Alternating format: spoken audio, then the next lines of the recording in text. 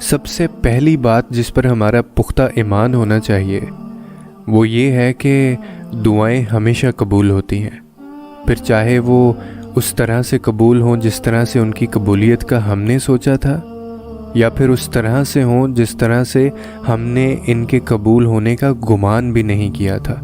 کیونکہ دونوں طریقے اللہ کی رضا کے طریقے ہیں۔ ہم اکثر یہی سوچتے ہیں کہ اگر ہماری دعاؤں کا نتیجہ ہماری خواہشوں کے مطابق نکلتا تو ہی ہم اس نتیجے کو اپنی دعاؤں کی قبولیت کا نام دے سکتے، اور اگر ایسا نہیں ہوتا تو ہم سوچتے ہیں کہ شاید ہماری دعائیں اللہ نے رد کر دی ہیں، حالانکہ دعائیں تو کبھی بھی نامراد نہیں لٹائی جاتی۔ جو دعا جیسے ہمارے حق میں بہتر ہوتی ہے اللہ ویسے ہی اس کو قبول کرتا ہے۔ جب ہم اللہ پہ مکمل یقین رکھ کر دعا کرتے ہیں نا تو اللہ ہمیں اچھے سے اچھا عطا کرتا ہے، پھر وہ کچھ بھی ہو۔ ہم کبھی کبھار اپنے لیے وہ چیز چاہتے ہیں جو ہمیں فی الحال سکون میں رکھ سکے، لیکن اللہ ہمیں وہ دیتا ہے جو ہمارے لیے آگے بھی سکون کا باعث بنے۔ ہم اکثر عارضی خوشیوں کی جانب بھاگتے چلے جاتے ہیں، لیکن اللہ ہمیں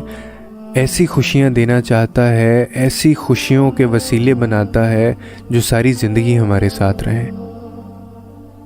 تو اس لیے آپ نے یہ نہیں سوچنا کہ اگر کوئی دعا آپ کے سامنے ویسی نہیں آئی جیسے آپ نے تصور کیا تھا تو اس کا مطلب یہ ہے کہ وہ قبول ہی نہیں ہوئی۔ وہ قبول ہوئی ہے، لیکن ابھی وہ آپ کو اس لیے نظر نہیں آ رہی کیونکہ آپ تکلیف میں ہیں، اور جب انسان تکلیف میں ہوتا ہے نا تو انسان حقیقت کو نہیں دیکھ پاتا،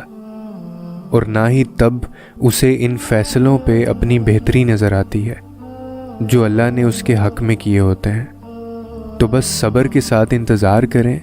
کیونکہ اللہ نے ہر چیز کا ایک خاص وقت مقرر کر رکھا ہے،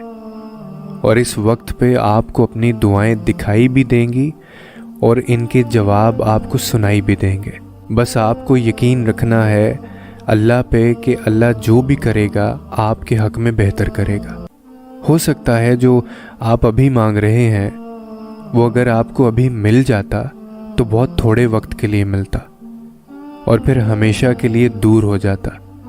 لیکن اگر وہ کچھ دیر کے بعد ملتا ہے تو ہو سکتا ہے کہ وہ ہمیشہ کے لیے آپ کے پاس رہے۔ آپ نہیں جانتے، لیکن اللہ جانتا ہے۔